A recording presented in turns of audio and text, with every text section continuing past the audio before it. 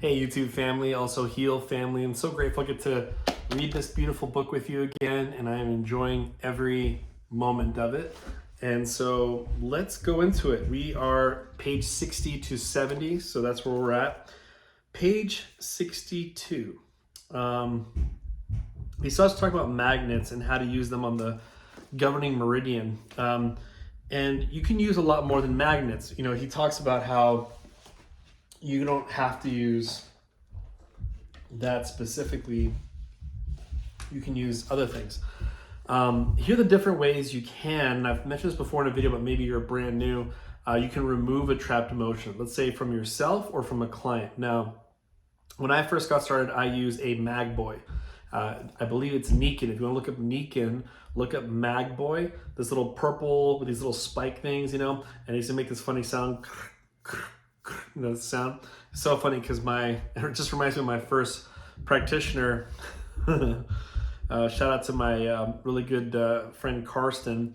But anyway, he used to work on me because we were just best friends from church, and it was just funny because I'm like, "Where are you right now?" You know, and he said, "I'm at a tree." I'm like, "You're in public right now doing a session on me?" "Yeah." "And you're taking out a big magnet that sounds like a mini fire gun going," you know, and he says, "Yeah, it's okay. Yeah, people are looking at me weird. It's fine." But I just thought it was so courageous of him to do that. But here's what he could have done. He didn't have to use the magnet. He could have just used the tip of your fingertips and just kind of rub his head like this. That would have worked just fine. Another way that you could do it is you could do it around your ear. You know, so if you want to just kind of do this, because technically in Chinese medicine, the fetus is actually inside the ear. So it's almost like the spine of the baby. You're just kind of rubbing this on the spine of the baby. And it's the same exact thing. Or something that I typically use is the middle finger of my left hand. Now, I'm usually, you know, I'm right-handed. You could use any hand, but I just use, since I'm right-handed, I use the left hand. And this is the head of someone in Korean acupuncture, and this is the spine. So I'm just kind of rubbing on the governing meridian. Or you can just do it in your head, you know, like picture yourself kind of swiping. Another method you could use, you could snap, because that also has, if you have the intention, like every time you snap, it's a swipe. So it's like 1, 2, 3. Did I clear it? Yes. Now if there's 10, what is that? It's inherited, right? So 1, 2, 3, 4, 7, 8, 9, 10. Did I clear this inherited emotion? See, so you could use either. The only reason I don't do the snap, I do it sometimes, but the reason why I don't use it mainly is just because it's kind of loud on the phone. You don't be snapping the whole session, you know? So I like doing this, super quiet. I can release it. Sometimes I don't use any at all. I just, again, you just use my mind, say I'm clearing the trapped emotion. And if you see my head, we're like 1, 2, 3, and do release it. We did. So it's up to you, but those are many different methods. And I wish I would have known this method when I was doing email sessions at a Starbucks. Instead of doing this in front of everybody, I was just like, man, people are thinking like, I'm doing this. People are thinking like he may be autistic, you know, much respect to autistic people, but I think they would have thought that. Now I could have done this underneath the table and just kind of or on my left leg and just done that. And that would have looked a lot more normal. Or I should have just done it in my head. And now I just keep looking at the thing and I just go, yep, I cleared it. Go to Austin, let's move to the next one. So those are a couple different methods you could use. Use whichever one you prefer. There's no better one, there's no worse one. It's really up to you, okay? Also, let's kind of keep going here. We're on page 60.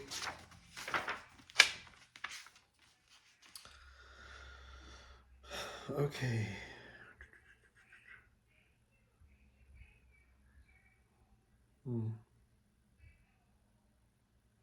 Okay, on the bottom of page 63, he talks about how I personally have never seen an energetic imbalance leave the body with my own eyes. However, the changes that occur, such as improvements in the way people feel, the decrease in pain, and so on, are frequent, unmistakable. Occasionally, I meet individuals who report that they have seen orb-like balls of energy leave the body upon the release of trapped emotions and other energetic imbalances. Now, the likelihood of your client seeing them leave your body, very low. The likelihood of me seeing it, obviously I'm on the other side, probably very low. However, though, you can, if you want to maybe like impress upon somebody who's very skeptical, and let's say you're meeting with someone in person, let's say they're like, okay, there's a trapped emotion that's causing sadness. Like, there's only, like, maybe work on depression or anxiety. Say, is there a trapped emotion that's causing anxiety? And the arm goes, yes. You want, if you're going to prove something, use their arm. Don't ever self muscle test, because it isn't really. They could be like, oh, you're making up the answers. But then when they feel their arm go weak or it goes strong, then they go, okay, this is real. Like, I don't know why my arm is strong and weak, and giving certain answers. And so what you want to do is you want to say, what this trap, let's say they found an emotional compound in the body code that means 2 trapped emotions in a ball of energy, or 3 trapped emotions in a little ball of energy. These can be inherited, these can be your own. And let's say it's like, this thing is causing sadness. Here's where it gets fun. You can say, which quadrant of your body is this emotional compound in? Is it on the top half or the bottom half? And make kind of like an imaginary line. You can even kind of do a line for that person's body. Is it like this? Is it on the top body or the bottom body? So the bottom. Oh no, it does not. It's the top. Okay. Now on the top, now let's split you in half. I'll say, is it the right side? Let's say like this side, the arm goes down. Okay, so is it this side and then the arm is strong? Cool. It's not in the left side of your head, is it? Oh look, no, so it's kind of like in your shoulder area. So then now that you know it's around the shoulder area, what you do is you say, okay, now I need you to put your arm out, and I'm going to keep pushing down on you, and I want you to like keep staying strong, and I'm barely going to touch on it, just stay strong, right? And so you're just barely pushing on it, because if you push it too long, the arm's going to get weak, and obviously that's a bad test, right? But what you want to do is just keep it there strong, and then move your hand towards that shoulder. And as you go closer and closer, there'll be a time where the arm will go boom. And what Brad is saying is that that's where you've touched the trapped emotion. So it could be out here, it could be over here. We don't know how big it is. And it's already kind of, as soon as you call it, Brad used to do something kind of funny. He would kind of like go like this, like, your eyes would be out. He's like, they're kind of looking around, and or like this, just kind of, and just like, hey, who's calling me out here? I thought that was kind of funny. So they're popping out kind of like, rippling near the body. So as soon as you get close to it, the arm goes weak. And then once you start going back with your hand, the arm starts getting stronger and stronger and stronger. So when you touch someone else's trapped emotion, the body goes weak. How interesting is that? So you can locate these orbs of energy. You just can't see them, And what's really interesting too is if you go closer and you go all the way down to the arm and you have a very sensitive hand, sometimes you'll feel like a little wind, like a cold wind on it. I've only felt that once, and it was a really cool sensation. But it's this very kind of cold wind on your hand, and that's what a trapped emotion feels like. Now, like someone lightly blowing on your hand. Then you can just say, okay, we already found it, so let's just remove it. And then you can swipe them, or you can do it in your hand. And then just say, okay, so did we release it? And the arm should be strong. So kind of a little cool, interesting thing. You may not see orbs, but you can locate the quadrant in the body if you want. I would only do that again if somebody's like super skeptical and just kind of negative, and be like, let's try something. Let's try a little experiment here. And then now you're going to make it so real for them that they're going to continue working with you.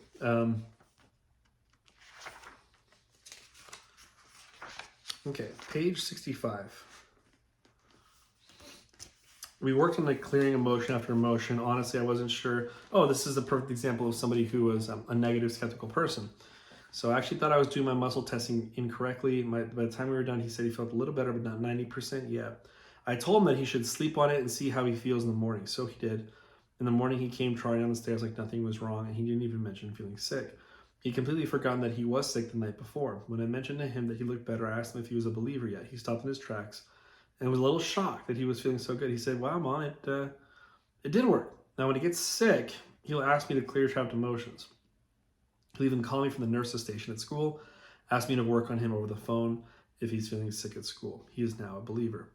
Something that's very interesting is that if your child is under 18, 17, and younger, is not an adult yet, you can work on them. You don't need their permission. If they're 18 and over, you do need their permission.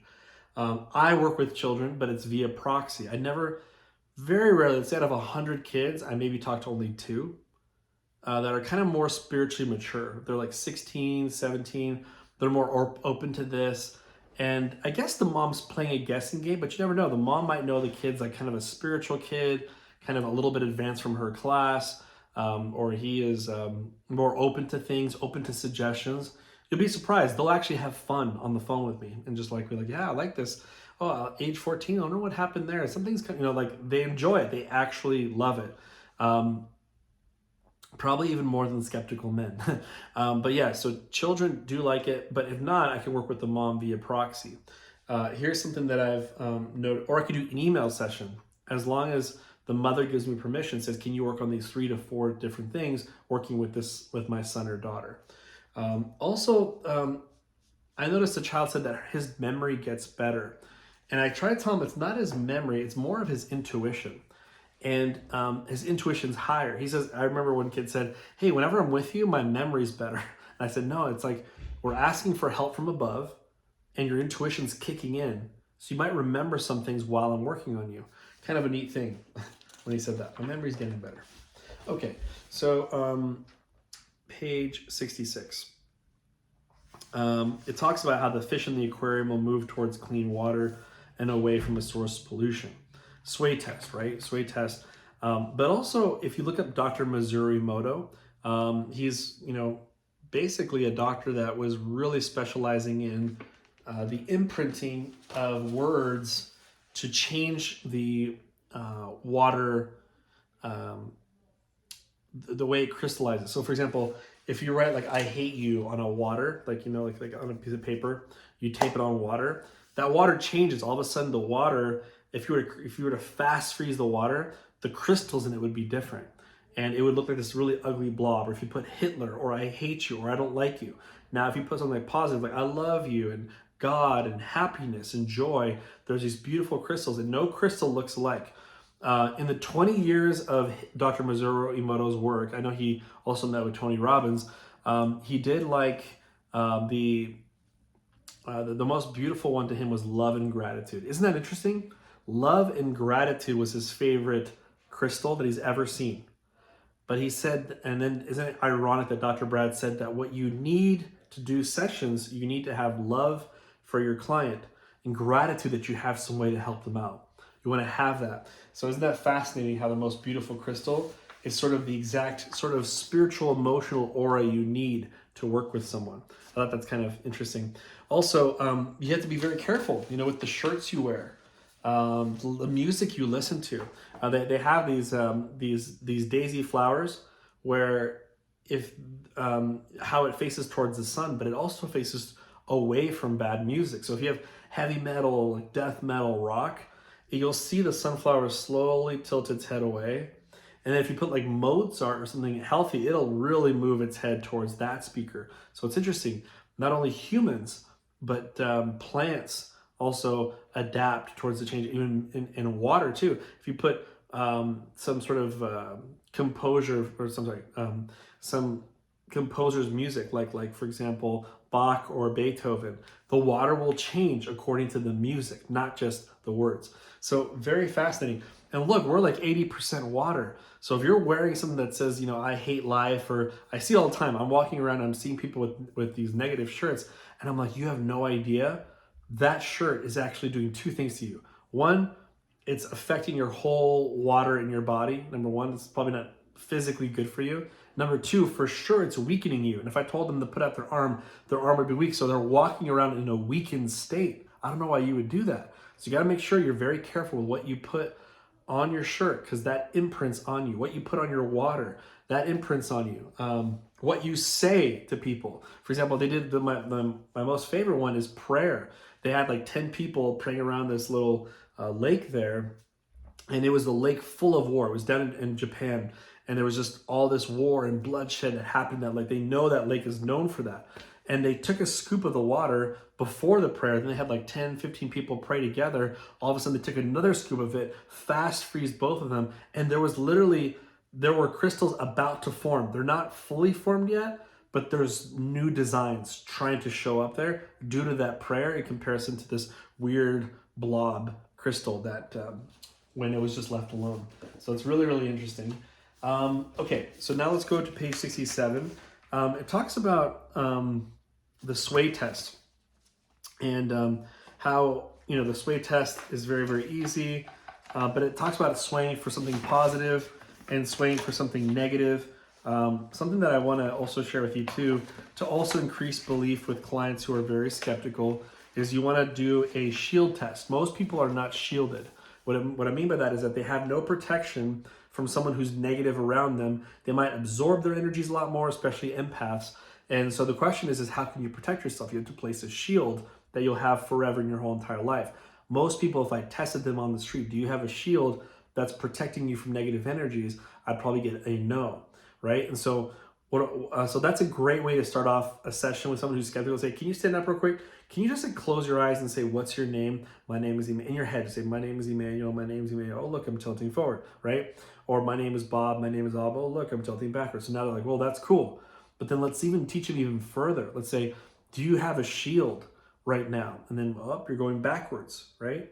So then what I do is I give it to them. I say, hey, I'm now placing a shield around you, which will block all negative energies. It will only allow love and positive energies in, and it is permanent. You have the shield now, see, over here it says positive, but I tell them, hey, can you do me a favor? Ask yourself this question, am I now shielded from negative energies? And just keep asking that question in your head with your eyes closed and see where you tilt. Guess what they always say? Now I'm tilting forward. So again, this increases their belief because you need that. The higher the belief, the better the sessions go, okay? Page 68. For the ring and ring method, the only thing I want to add in there is just, it's not about, when my wife started doing the ring and ring method, it was funny because at first, and her and I had the same problem. We're just really strong. It's like, and then let go of it. And like we were, like our hands were hurting, The more you practice, you should just start picturing it like when you're holding on to this is supposed to be like, let's say the cuff that gives you the answer, right? The fingers that give you the answer.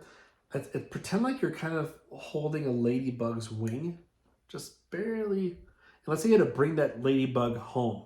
You wouldn't be pressing on it. You wouldn't be like, you would just kind of slowly, barely touch it. That's the yes, a no, then it goes no, a yes, a no. See, I'm just barely touching it. So my friend used to call it finesse muscle testing. You don't want to, at first it's force, and then you get to finesse. It takes a little bit of time. If you're kind of still struggling with it, like, hey, welcome to the club. I struggled for 3 months on how to muscle test. And but it takes time. It takes practice. Now, below, I will put a link of a podcast that I did. You guys are all lucky. I did 10 steps on how to muscle test more efficiently. So if you want to hear some amazing tips, I would go to that link. It's free, and hopefully it helps you out. I do talk about, let's say, for example, page 70. This is the last one here. Step 5 and 6 talk about the pendulum, right? They're just talking about, how the pendulum is one other tool. I had a friend who didn't know how to muscle test that well. So what I would do, if you're not that great, I would use